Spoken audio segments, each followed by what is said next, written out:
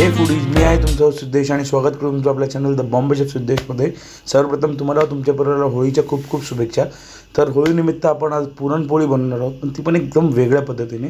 Actually ती पुरणपोळी पण असेल आणि पॅनकेक पण असेल, एकदम इन्स्टंट। त्यासाठी सर्वप्रथम आपण इथे चणा डाळ, मैदा आणि उसाचा रस घेतला आहे, कारण की आपण इथे साखर आणि गूळ नाही वापरत आहे। आपण त्याच्यापेक्षा एक युनिक पद्धतीने काहीतरी करायचा प्रयत्न करूया। तर आपण एक उसाचा रस नॅचरल वेमध्ये जाण्याचा प्रयत्न केला, त्यामुळे आपण ते उसाचा रस घेतला आहे आणि तूप आणि जायफळ घेतलेले आहे। चला तर मग सुरू करूया। सर्वप्रथम आपली ही डाळ 3 ते 4 वेळा चांगली धुवून घ्यायची, त्यातली पावडर निघून जाईपर्यंत।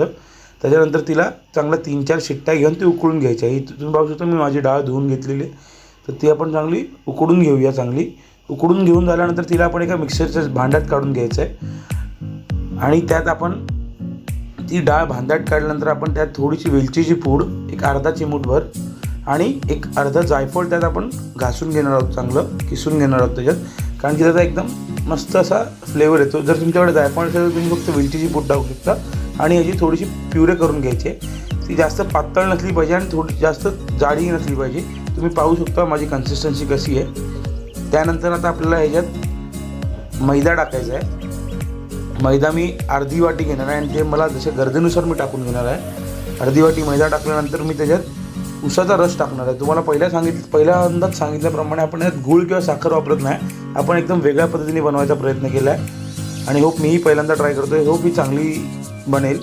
त्यात तुम्ही पाहू शकता आपण उसाचा रस टाकलेला आहे आणि थोडीशी हळद आणि थोडंसं मीठ टाकलेलं आहे चवीनुसार। हळद म्हणजे का तर मोस्ट प्रोबेबली पुरणपोळ्या ह्या येलोइश असतात थोड्या, आणि आपला उसाचा रस हा ताजा असल्यामुळे तो थोडासा काळपट पडलेला आहे, तर त्याचा काळापणा येऊ नये म्हणून आपण त्यात थोडीशी हळद टाकलेली आहे। तुम्हाला जर नको असेल तर तुम्ही नाही टाकली तरी चालेल, पण थोडीशी किंचितशी असावी असं माझं म्हणणं आहे। त्यात आपण हलकंसं मीठही टाकलं, कारण की गोडमध्ये थोडंसं खारटपणा असावा, त्याच्याने त्याला चव खूप वाढते। आणि सर्वात महत्त्वाची गोष्ट, आपण हे घीमध्येच रोस्ट करणार आहोत, कारण की ते एकदम सुंदर फ्लेवर आणि अरोमा येतो त्याला। तुम्ही पाहू शकता की माझा एकदम छोटा स्मॉल साईजचा मी पॅनकेक बनवला आहे। पॅनकेकपेक्षा तुम्ही याला मालपोहाही बनवू शकता, आपल्या देशी स्टाईलमध्ये मालपोहाही असाच असतो।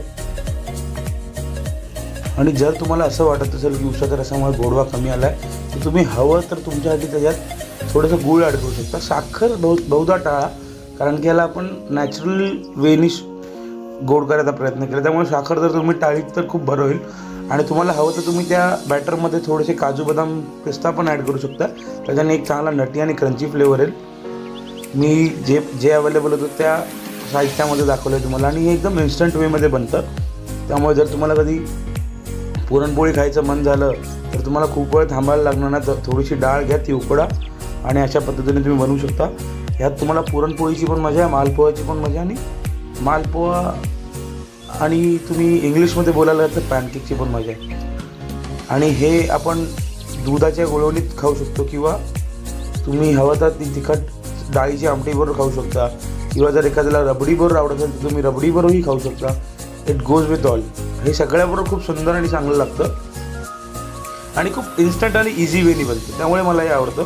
कारण की कठीण पद्धतीने सगळ्याच गोष्टी बनवायला कोणाला वेळ नसतो, तर एकदम इझी करून द्यायला ही मजा येते, ती कशातच नाही।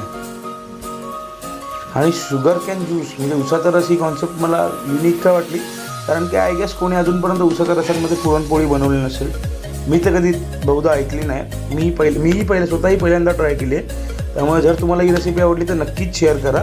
आपल्या चॅनलचं नाव आहे the Bombay chef Siddhesh, and keep supporting. अशा नवीन नवीन रेसिपी घेऊन आम्ही नेहमी येत असतो। तर पुन्हा एकदा तुम्हाला तुमच्या परिवाराला होळीच्या खूप खूप शुभेच्छा।